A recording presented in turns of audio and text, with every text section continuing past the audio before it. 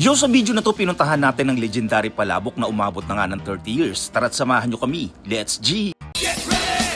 Dito nga sa Binondo, Manila may kilala at binabalik-balikan na nagsiserve ng legendary palabok. Hindi nga ito katulad nung iba na dinaan sa overload toppings. Tanging chicharon na sila mismo ang nagluluto. Sinabayan pa ng tinapa-flakes, itlog at tokwa. At pag natikman mo ang creamy orange sauce, mapapa all goods ka talaga. Hindi nakakaumay ang timpla dahil balanse ang alat, linamnam at aroma ng sarsa. Pwede ka ring mamili kung anong gusto mong noodles. Available sa kanila ang manipis, meron ding makapal. Eto nga ang aling tesis palabok na inabot na ng 3 dekada. Matatagpuan mo sila sa Piñarubia Street, corner ng Delpan, Binondo, Manila. Open nga sila ng Friday, Saturday at Sunday.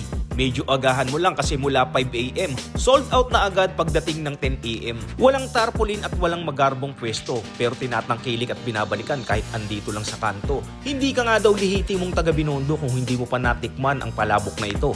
Alright, maraming salamat sa lumikha. Lagi may nakahain sa hapag. All goods!